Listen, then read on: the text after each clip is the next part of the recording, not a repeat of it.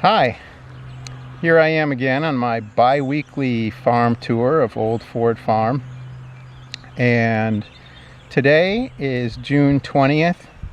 We've had a good amount of warm days, and so you will see big changes today between what you saw a couple of weeks ago with the size of the crops and what's going on today. The other big change is that most of the cucurbit block has been planted, and you'll see that in a separate video that I hope to have up soon. So let's start our walk, and there's a couple of things that I want to point out here in this block of what I learned are, last week I could not figure out whether these were celery or celeriac.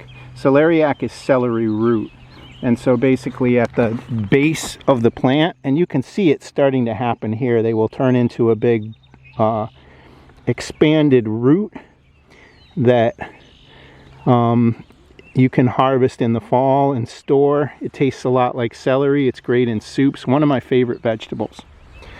So this is celeriac, celery root right here. This will not be harvested until late fall. And another thing that I want to show you in here is another one of the dominant weeds on the farm. This weed right here is called velvet leaf, and if you touch it like this, you can figure out very quickly why it's called velvet leaf. It's really smooth and nice feeling, but it's a really problematic weed because once you have seeds in your field, it's hard to ever get rid of it, because seeds are viable for velvet leaf for up to 50 years. So this could be a plant that emerged after the field was cultivated from a seed that was dropped here in 1970. And that makes it a really hard plant ever to get rid of once you've had seeds, once you've had it go to seed in your field. The other dominant weeds in here are our old friends Galansoga, which you can see just emerging here, but will flower in a week or two, and purslane, which we see a lot of at this farm. And again, purslane is edible. In some places it's a really valuable crop. In New York City, because it's so nutritious, it's considered a superfood. But here it's a really problematic weed. I may harvest some before I leave today for my own salads over the next few days, but it's not something you really want competing with your plants in the field. So the next thing we have here is Swiss chard, and we've looked at this before. One of the things that you'll see today is that the insect netting has been removed on a lot of these crops, but Swiss chard, it stays because they're really susceptible to a pest called leaf miner, which is a little maggot. It's the larva of a fly that makes kind of little mazes throughout the leaf. It gets in between the lower and upper epidermis of the leaf and makes little mazes through it, which really makes the plant not very good looking. And with Swiss chard, it's a plant that you can harvest again and again. You're just taking usually the outer leaves of the plant, and actually you can see on this one where the outer leaves have been harvested and the inner leaves will be harvested again over the coming weeks. There's nothing in this area right here. Can't remember what this was last time. And here I want to talk a little bit about this today. Take a guess at what this flowering crop is. Something that you've seen before in this location. This may help as we go down to the lower leaves. This is cilantro. And cilantro is a really tough crop to grow. I mean, it's really amazing that that it's grown here at all, because it bolts so quickly. It goes to flower so quickly. And the cilantro After it flowers, it forms seeds, which are another spice called coriander. But it's not really worth harvesting coriander on this scale. It's something that's mechanically harvested. So once the cilantro is bolted, it's kind of useless. And for that reason, in order to have cilantro for CSA members, they plant cilantro here every 2 weeks, which is crazy. And still don't have cilantro every week for members because it goes so fast from being a seed in the ground to bolting and not being very useful as a culinary vegetable anymore. And to give you also a picture of how fast Galansoga goes to seed, you can see a whole ton of flowering Galansoga in this strip, which is probably 4 to 5 weeks old, 3 to 4 weeks old. So we will look at some other plantings of cilantro and dill in a minute. In the back of this bed, it's probably hard to see, and I'm not going to walk down there, is a whole bunch of beets, which will be harvested a little bit later in the season. There are 2 beds here of carrots.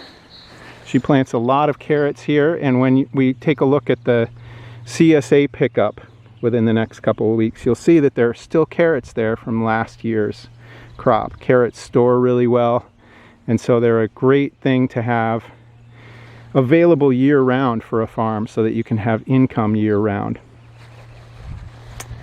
There is an empty bed here, and then another planting of dill and cilantro. This one is planted 2 weeks after the one that we just looked at, and you can see that the cilantro is already starting to bolt. It's starting to send up shoots to make its flower head.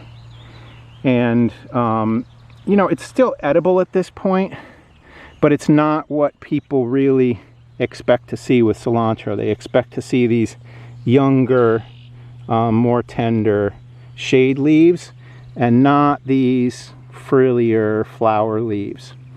So it's a really hard crop to manage. The other thing that we see in here is another weed that is a really big issue on farms, and this is pigweed. It's a species of, it's actually in the genus Amaranthus. It's a kind of amaranth, and you can see this one here. Another name for this is sometimes it's just called redroot pigweed, and here you can see why the root of the plant is reddish in color. The leaves of this plant are also edible, and it's a nutritious green. It's great when it's at this stage, but it's not something that you would grow for harvest on a farm. If you happen to be walking around and find it, it's a great wild green for eating. More beets right here. This is a planting that's a little bit behind the one that we saw before.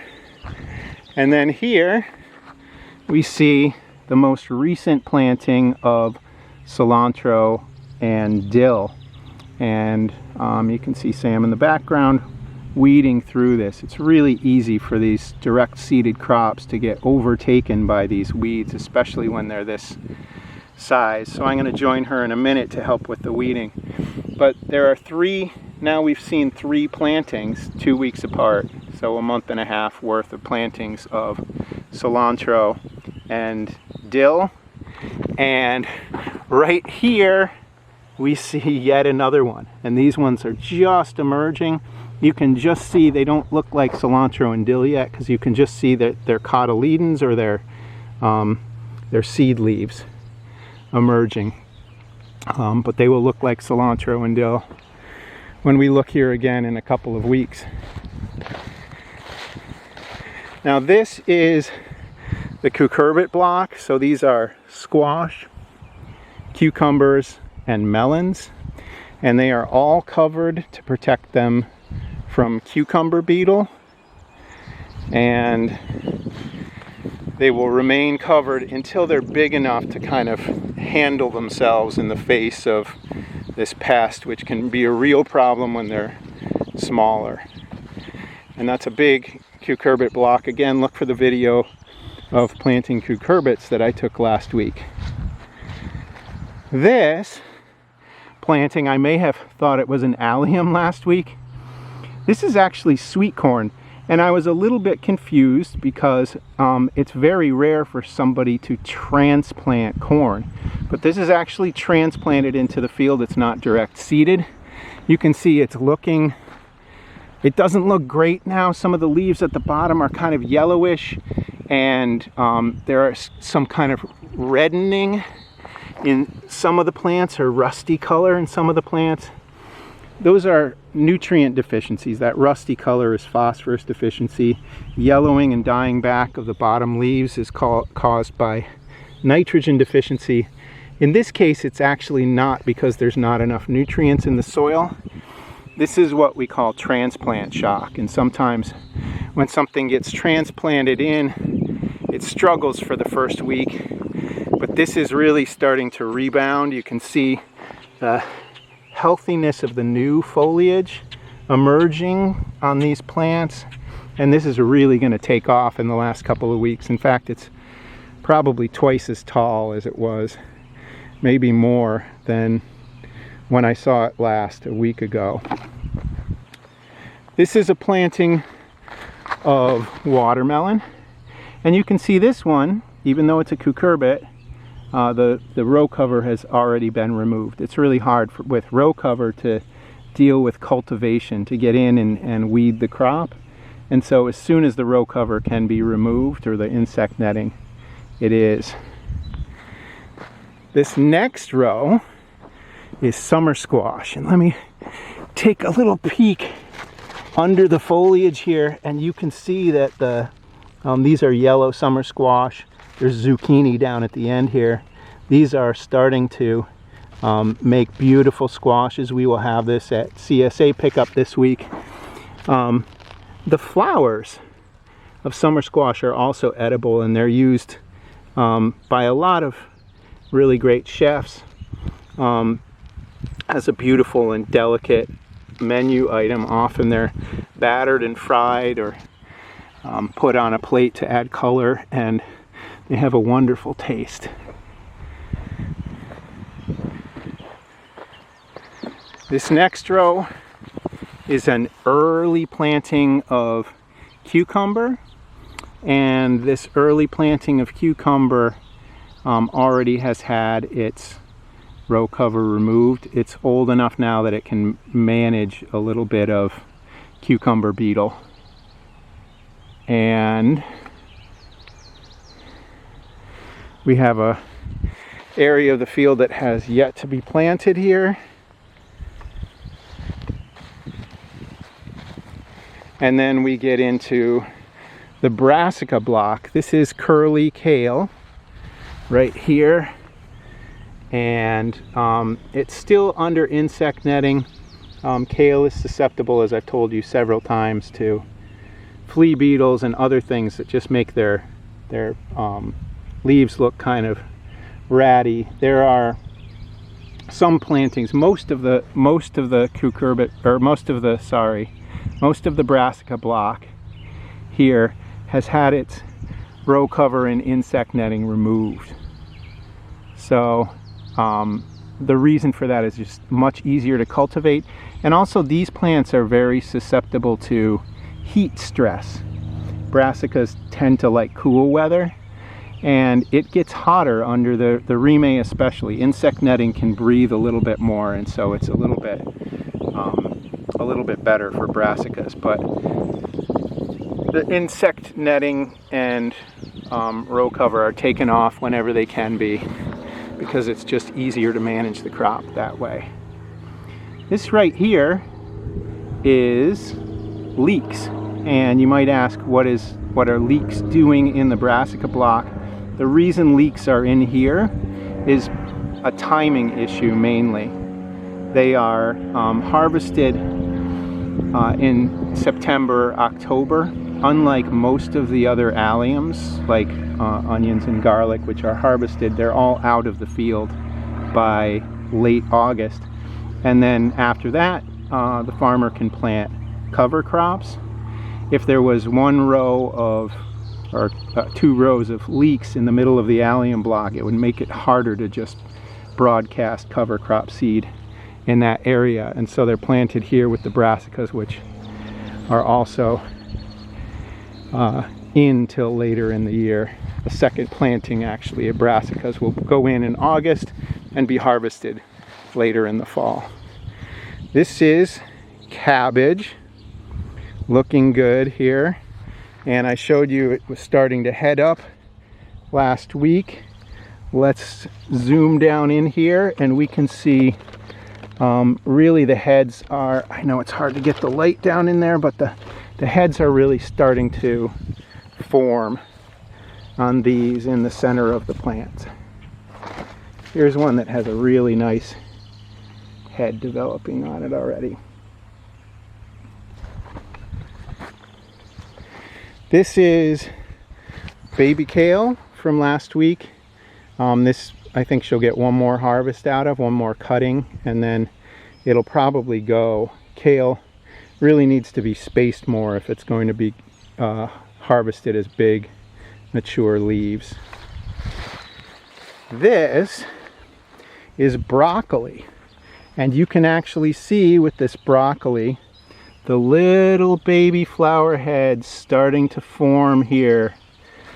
It is a week or 2 away from harvest, but most of these plants are starting to form little broccolis. This one's pretty far along, this one's close, and all of these little dots on the broccoli head are flower buds, and eventually they'll open up and flower. And so broccolis, it's a tough plant because you have to get the timing exactly right. You have to get them when they're still tight and not mature and opening up for flower, and that doesn't always correspond with CSA pickup days, but farmers try their best. I don't know if you can see this, but these little white moths or butterflies flitting through the field here are cabbage worm moths, and that's a pest on brassicas. There's only a few of them here. Sometimes it looks like it's snowing in brassica fields at this time of year, so I don't think it's a real huge problem, but sometimes if you find a little worm in your cabbage, it's from these little white butterflies that are coming through the field. Here we have Kohlrabi, and there's a couple more pickings of Kohlrabi here. It's a crop that you can pick for a while, and in the end of this bed are more cabbages. Let's walk down there. These are green cabbages, and let's just see how close they are to heading up. They are starting to form heads, but they're not very big yet, and it may be hard to see that down in there. More red cabbage here too. This looks like it may be a little bit later planting than the one we looked at before. So that's the end of this side of the field. The rest is just cover crop, some cover crop that's been mowed. There's something's going to be planted in there before the end of the year. And one last plant that I forgot to talk about. This is arugula, and the arugula you can see is starting to bolt as well. These are arugula flowers. So I would eat it at this point, but it gets a little bit snappier, a little bit spicier, and that flower stalk is kind of tough. So let's cross the field here and take a look at our tomato block. So here we are in the tomato block, and these tomatoes have had 2 ties go through already. So this kind of trellising of tomato is called a Florida weave, and so one row of string you can see right down here, and then another row of string here. And so basically the string is wrapped around each one of these posts as we go down the field and comes back on the other side. So there's a cradle formed that keeps the plant from tipping over to each side along every post down this whole field. You can also see that I think since last week the tomatoes have been mulched with hay. She puts a 4-inch layer of hay down here, and that means that you don't have to weed this field. It helps to retain moisture, and it also just looks really nice.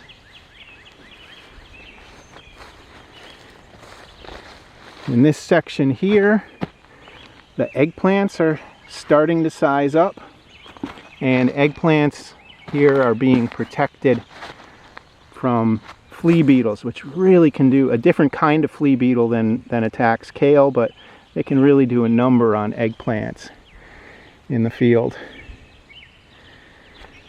And then in this next section, peppers.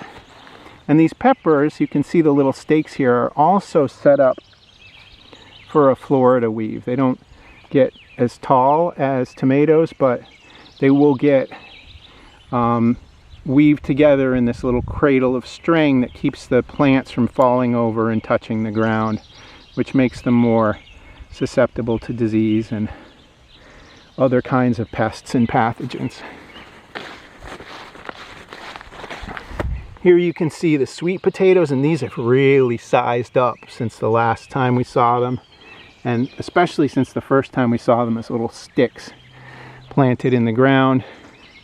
Eventually these will, and you can see them starting to vine here. The sweet potatoes will eventually cover this entire ground, and that's why, unlike the section to the left of tomatoes and eggplants and peppers, and the section to the right, which we'll see in a minute, which is another planting of tomatoes, the sweet potatoes here have not been mulched because they don't need mulch. They'll basically create their own mulch as they spread out and vine out into the field. This second planting of tomatoes, they're very small, they're hard to see, but this was just mulched today, and you can see that drip tape has also been laid down here to help these plants along a little bit. Here you can see basil, and if you look down the field a little bit, you see that there's actually 2 different size basils. They are planted a month apart. Basil you can pick from for a while. You just take the tops of the plants off before they flower, and they'll continue to grow. But after a while they get kind of ratty and yellow, and so that second planting that is a month later will be ready about when this planting starts to get to the end of its useful life. And wow, look at these potatoes. What a change from last week. These are almost waist high on me and starting to flower. Yes, potatoes actually have flowers. And interestingly, and we'll see this again in a second, but you can maybe see this right now, there are different color flowers on some of these different potato varieties. And so you can tell that there's a lot of diversity in here, even within a single crop, a big block of a single crop. A lot of potatoes in here, again, they're mulched to keep them from turning green and developing the toxin solanin, and in order to keep down weeds so you don't have to keep walking through here and weeding, or bringing a tractor through and weeding. It's a lot harder to mechanically cultivate once a plant gets this tall. It's the clearance on the tractor is not high enough to keep from damaging the upper part of the plants if you're driving over the rows with a cultivator. So the mulch does a great job of keeping down the weeds. I hardly see any weeds in there. I don't know if she comes through and hand weeds a little bit, but they're really clean and nice looking. So that mulch is doing its job. And here, wow, look at these beautiful peas. Last week, I think when we looked, they were just starting to flower. And this week, look at all these peas on here. We will have a big pea crop this week. And it's a big pea patch here. So peas will store for a little while. They don't last very long. You get maybe 3 pickings a few days apart on peas, but then you can stick them in the cooler and have them for a couple of weeks or a month. Next, you can see the garlic, and the garlic has been de-scaped. Remember, most of it anyway. A couple have been missed. This is a garlic scape. This is the eventual flower on a garlic plant. And when we come through with garlic, we want to take all of these off. And the way that you do it is you just snap them. Nice satisfying snapping sound. And that allows the plant to put its energy into producing garlic heads instead of into producing flowers. And you can see that these plants are starting to yellow and brown tips on them. That's because the plant's really putting its energy now into producing big, meaty garlic cloves and garlic bulbs. A planting of lettuce here and a planting of onions back there. That was one that I had a video of us weeding last week. You can see part of that planting was harvested for green onions. Green onions are just young onions, and some of the plantings she has here are used for harvesting green onions early in the season. Most of them are for storage onions, yellow and red and white onions later in the season. A lot of beautiful onions in here. Onions will eventually flower too. You can see a couple of these plants trying to do that already.